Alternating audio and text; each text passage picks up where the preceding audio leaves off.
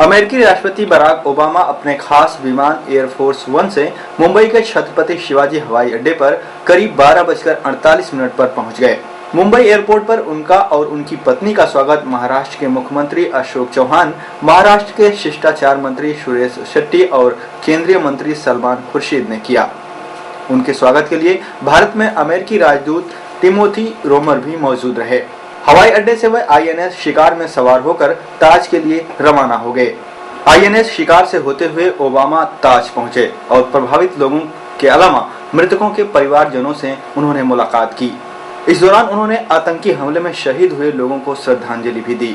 On behalf of Michelle and myself, I want to say what an extraordinary honor it is to be here in India. I want to thank the people of Mumbai and all of you here today for your extraordinarily warm welcome. And I want to say to the people of India how much we are looking forward to spending the next 3 days in this remarkable country and to deepening the partnership between our two countries. I know there's been a great deal of commentary on our decision to begin our visit here in this dynamic city at this historic hotel. And to those who have asked whether this is intended to send a message, my answer is simply absolutely. To give our people a future of security and prosperity, the United States and India stand united. Obama ने अपने भाषण में hotel ताज के प्रबंधक Kuldeep Kong की सराहना की, जिन्होंने इन हमले में अपनी पत्नी और बच्चों को खोया, लेकिन वह अन्य लोगों की जान भी बचाने में कामयाब रहे।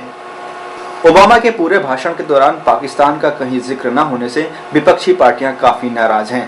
भाजपा का कहना है कि ओबामा ने पाकिस्तान का जिक्र न कर भारत के साथ नाइंसाफी की है। शहीदों को श्रद्धांजलि देने के बाद राष्ट्रपति बराक ओबामा महात्मा गांधी के निवास मणि भवन पहुंचे। ओबामा ने कहा, एशिया में उनकी यात्रा का मकसद इन देशों में अमेरिका के निर्यात को बढ़ाना है। उन्होंने यह भी कहा कि हमारे समय की सबसे बड़ी चुनौती ये है, अब देखना यह है कि अमेरिका सभी तरह की नौकरियों और उद्योगों की प्रतिस्पर्धा के लिए भविष्य में खुद को तैयार रख सकता है या नहीं।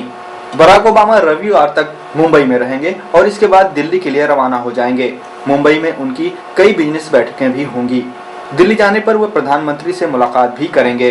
राष्ट्रपति भवन के अलावा कई और जगहों पर जाकर वे बिजनेस से जुड़े लोगों से मुलाकात करेंगे।